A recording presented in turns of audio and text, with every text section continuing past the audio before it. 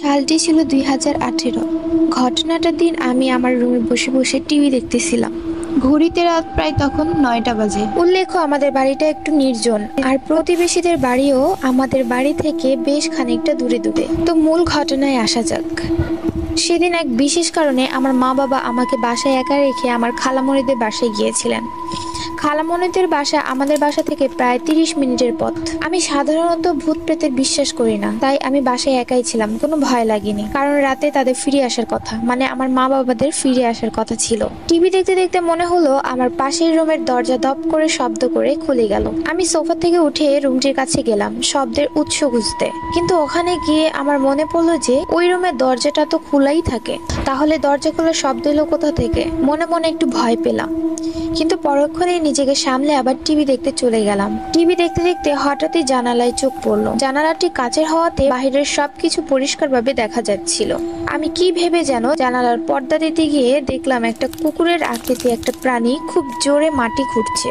আমি ভয়ে ভয়ে পর্দা টানতেই যাব, ঠিক তখনই দেখলাম প্রাণীটি খুব দ্রুত বেগে জানালার দিকে এগিয়ে আসছে। মনে হচ্ছিল ওটা জানালা ভেঙে একদম ঘরের ভিতরে ঢুকে যাবে। এই অবস্থায় আমি খুব দ্রুত পর্দা দিয়ে জানালার কাছ থেকে চলে আসলাম। ঘরের মেইন দরজার কাছে গিয়ে দরজাটা খুব ভালোভাবে আটকিয়ে দিলাম।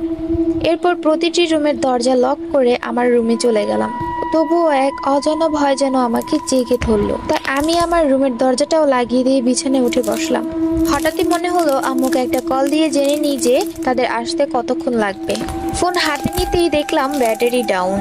ফোনের চার্জার খুঁজে ফোন চার্জে বসাতেই দেখি ভোল্টেজ আপ ডাউন করছে। ভয়ে ভয়ে চার্জারটা খুলে পাশে রেখে দিলাম। ঠিক তখনই দেখলাম ফোনটা হঠাৎ ভাইব্রেট করছে। এটা দেখে আর নিজেকে সামলাতে পারলাম না।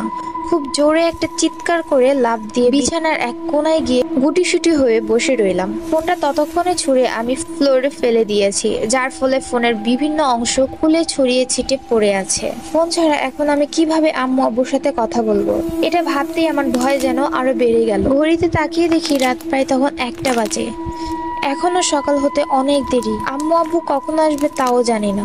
এতটা সময় আমি একা কিভাবে থাকবো? এইসব ভাবতে ভাবতে পাশের রুম থেকে শুনতে পাই মেইলি কণ্ঠে কেউ গুনগুন করে খুব অদ্ভুত ভাবে একটি গান গাইছে। কণ্ঠটি শুনে মনে হলো এটি কোনো যুবতী মেয়ে গাইছে, তবে খুব ভারী গলায়। ধীরে ধীরে গানের তীব্র যেন বেড়েই চলছে। কিছুক্ষণ পরে মনে হলো আমার রুমের ঠিক বাইরে দাঁড়িয়ে কে যেন গান গাইছে। আমি একটু মনোযোগ দিয়ে সবটা শোনার চেষ্টা করতে হঠাৎ গান গাওয়া বন্ধ হয়ে গেল। আর ঠিক তখনই মনে হলো আমার রুমের দরজার বাইরে থেকে কেউ খুব জোরে ধাক্কা দিচ্ছে। মনে হচ্ছে আর একটু হলেই দরজা ভেঙে পড়ে যাবে। এই অবস্থায় আমার সমগ্র শরীর ভয়ে শীতল হয়ে গিয়েছে। মনে হচ্ছে আজ বোধহয় আর রক্ষে নেই। আজ রাতটাই মনে হয় আমার জন্য শেষ রাত। একটু পরেই ভাবলাম যা কিছু হয়ে যাক, এত সহজেই হার মানলে চলবে না। তাই নিজের ভিতর একটা সাহস সঞ্চয় করে জোরে জোরে আয়াতুল কুরসি সহ যত দোয়া দুরুদ পারি সব পড়তে লাগলাম। ভয়ে সব কেমন যেন এলোমেলো হয়ে যাচ্ছিল সব, তবুও পড়তে থাকলাম। বাইরে তখনও মনে হচ্ছিল কেউ প্রাণপণে আমার রুমে ঢোকার চেষ্টা করছে। এভাবে কিছুক্ষণ অতিবাহিত হবার পর আমি আবার নিজেকে সাহস দিতে পারলাম না। ভয়ে কাঁপতে কাঁপতে অজ্ঞান হয়ে পড়ে গেলাম।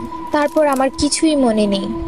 যখন জ্ঞান ফিরল তখন দেখলাম আমার বিছানাতেই আমি শুয়ে আছি। পাশে আম্মু বসে অনবরত কান্না করছে। আব্বু একটু দূরে দাঁড়িয়ে আছেন। আমার জ্ঞান ফেরাতেই তিনি আম্মুকে আমার কাছেই থাকতে বলে পরিচিত একজন হুজুরকে নিয়ে আসতে চান। আম্মু আমার মাথায় হাত বুলিয়ে গতকাল রাতে কি হয়েছিল সেসব জানতে চান। আমি তখন আম্মুকে বললাম, তোমরা কখন বাসায় এসেছো আর বাসার ভেতরে কিভাবে ঢুকেছো? কারণ দরজা তো ভিতর থেকে আমি লক করে দিয়েছিলাম। তখন আম্মু যা বলল তা আমি একদম